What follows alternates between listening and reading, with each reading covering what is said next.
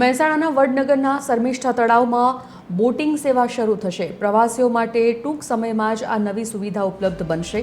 તળાવમાં કુલ 6 મુસાફરોની ક્ષમતાવાળી 10 બોટ સેવા શરૂ કરાશે। ઇમરજન્સી માટે એક રેસ્ક્યુ બોટ તૈનાત રહેશે। સવારમાં 9 વાગ્યાથી સાંજના 5:30 વાગ્યા સુધીમાં બોટિંગ રાઇડ માણી શકાશે। માત્ર મેન્ટેનન્સ અને અન્ય કામગીરી માટે દર સોમવારે બંધ રહેશે। પ્રવાસીઓ માટે પ્રત્યેક બોટ રાઇડનો સમયગાળો 15 થી 20 મિનિટ રહેશે। લાઈફ જેકેટ વગર મુસાફરને બેસાડવા પર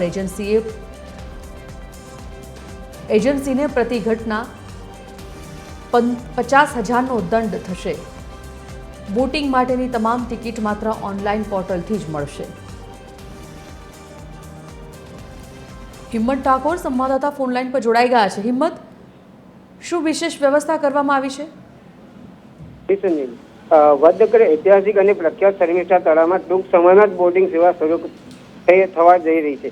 પ્રવાસીઓની સુવિધા માટે 6 મુસાફરોની ક્ષમતાવાળી કુલ 10 ટુરિસ્ટ બોટ શરૂ કરવામાં આવશે। સાથે જ કોઈ પણ ઇમરજન્સીની પહોંચી વળવા એક રેસ્ક્યુ બોટ પણ હંમેશા તૈનાત રહેશે। સવારે 9 વાગ્યાથી સાંજે 5 વાગ્યા સુધી પ્રવાસીઓ માટે આ બોટિંગ રાઇડ માણી શકશે। દરેક રાઇડમાં સમયગાળો 15 થી 20 મિનિટનો રહેશે। સુરક્ષાને લઈને તંત્રએ કડક નિયમો બનાવ્યા છે।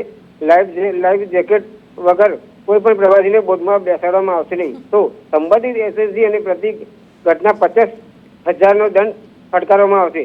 તળાવમાં મેન્ટેનન્સ અને સફાઈની કામગીરી માટે દર સોમવારે બોટિંગની સેવા સંપૂર્ણ બંધ રહે। બીજી મહત્વની વાત એ છે કે બોટિંગ માટે તમામ ટિકિટ માત્ર ઓનલાઈન પોર્ટલ ઉપર મારફતે જ બુક કરાશે, જેથી પારદર્શિતા જળવાઈ રહે। જી, ધન્યવાદ હિંમત।